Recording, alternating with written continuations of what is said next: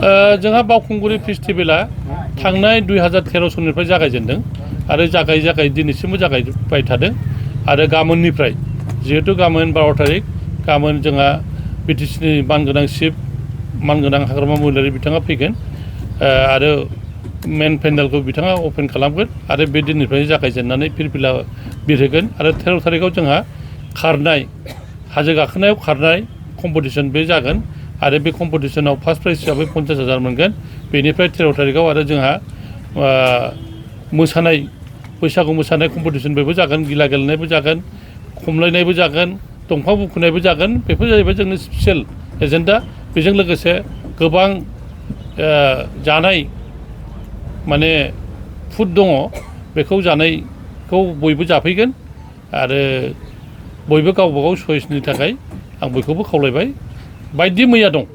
गोबां रोखोमनि जानाय मोनगोन ओंख्रि संनायनि जिहेतु कम्पिटिसन जायो जोङो देग्लाय लानो हायाखै ओंख्रि संनायनि कम्पिटिसनखौ जों देग्लाय लानो हायाखै खारन गेजेराव बिसायख'थि थाबाय नालाय बे बिसायख'थिनि थाखाय जों कयेकथा एजेन्डाखौ जों गारनांदों आसा खालामदों फैबाय थानाय बोसोरफ्राव जोङो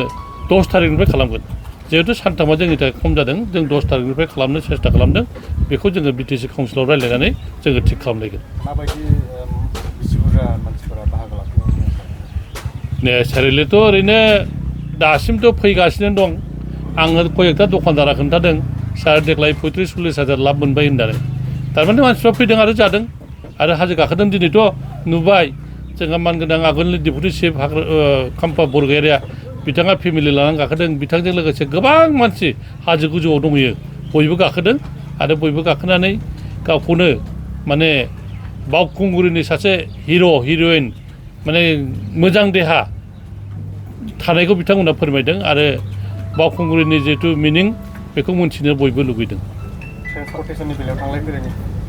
राहाखौ माबायदि थांलाय फैलायनो जों बिदि होआखै जिहेतु बावहाय गोदो गोदायनिफ्रायनो जों उन्दैनिफ्रायनो नुबोदों जिहेतु आं बे जायगानिनो मानसि बावहाय ट्रेन्सपर्टेसननि बिदि थांलाय फैलाय होआ खिन्थु बेखौ ट्राफिकआ खालामगोन बेखौ गाबोननिफ्राय खालामसिगोन बबेजों ओंखारो देग्लाय लामा गोदानजों मोनबाय जोंहा राभा बेलगुरिजों थांनाय खाथ्रासाजों ओंखारनाय बालुजराजों ओंखारनाय लामा मोजां दोंसे जों मोनबावबाय आरो हाजो साजों दाउखिबारि औवाबारियावबो थांनो मोजां लामाजोंनो थांनो हाबाय बेखौबो जों लामाखौ बेखेवनो हाबाय आरो ट्राफिकआ एथ' प्रब्लेम जानाय नङा आवगायावथ' बिदि जाखायाखै बे थांनाय 5 बोसोराव गभर्नमेन्ट दंमोन बिथांमोना साफा खालामाखै आंबो रिपर्ट मोनदों जोंहा अलरेडि बेनि थाखाय जोङो मिउनिसिपालिटिखौ दोनखाबाय आरो बथल प्लास्टिक बेखौ बुथुमनो थाखाय जोंहा मानसि दोनखानाय जाबाय खुनु हाजो सायाव जोङो प्लास्टिक बथल सानसेनि उनावनो जोङो फोजोबगोन सेस्था खालामदों आरो बयखौबो जोङो एवारनेस खालामदों जाहाथे प्लास्टिकफोरखौ जथे मथे गारा जोंहा पिन पइन्ट होखानाय दङ बेफोराव बथलफोरखौ गारो आरो जिहेतु एनभायरनमेन्टआ मोजां थानांगौ बे हिसाबै जोङो गासैखौबो खावलायदों जथे मथे गारलाबायाबालानो जेराव जों होखानाय जायगा दं बेवहाय गारनो थाखाय आं बयखौबो खावलायबाय खारनाय बादायलायनायाव गुबुन जायगानिफ्रायबो बाहागो लाफैगोन बेवहाय नेसनेल बेवहाय बेनिल' नङा अल इन्डियानिफ्राय हिमाचल प्रदेश काश्मीर गोबां जायगानिफ्राय पान्जाबनिफ्राय फैयो गोबां जायगानिफ्राय फैयो झारखन्डनिफ्राय फैयो गुबुन गुबुन स्टेटनिफ्रायबो बेवहाय पार्टिसिपेट खालामो आरो जायनो देरहायो बेनो प्राइजखौ मोनलाङो बोसोरफ्रोमबो बिटिसि खुंथाया बे फोरबोखौ खुंगासिनो दं मा उद्देश्य लानानै खुंनाय जायो बे उद्देश्यआ जाहैबाय नेचारेलि बेवहाय बावखुंग्रियाव संक्रान्ति दिना माने 14 थारिखआव जोंनि बे एरियानि क'क्राझार एरियानि मानसिफ्रा लोब लोब हाजो गाखोयोमोन आरो बे लोब लोब हाजो गाखोनायखौ लानानैनो 2013आव जोंहा बिटिसि काउन्सिलाव जों रायज्लायनानै बेवहायनो बावखुंग्रि फेस्टिभेलखौ जों बुजाबनाय जादों आरो दिनैसिम सोलिगासिनो दं लामायाथ' जाबाय सौरायखेलानिफ्रायबो लामाया गिदिर जाबाय आरो मोनसेया जाहैबाय औवाबारि आरो औवाबारि जोंहा आदर्श स्कुलनि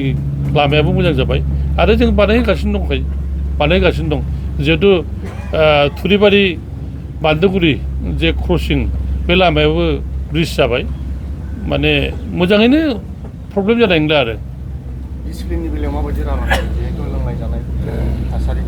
डिसिप्लिननि बेलायावथ' डिसिप्लिनानो जाखायो लोंनाय जानायाथ' दङ जिहेतु फेस्टिभेल नालाय बयबो रंजानो फैयो मोनाजासे रंजायो आरो बाहाय फुर्ति खालामो होननानै बयबो फैयो आरो बावखुंग्रिया जिहेतु हिस्ट्रिकेल जिहेथु गावखौनो बावनाय अन्थाइ थाफायाव बावनानै राजखुंग्रिया गावखौनो जिउ फोजोबना लानाय बे जिउ फोजोबना लानाय राजखुंग्रिखौ फोजाखांनो आरो इयुनाव बावखुंग्रिनि आइजो बादि जों मोनफिननो थाखाय बयबो रंजाफैयो आरो फोजाखांफैयो। मोनसेया जादों सब समाय बे बोसोराव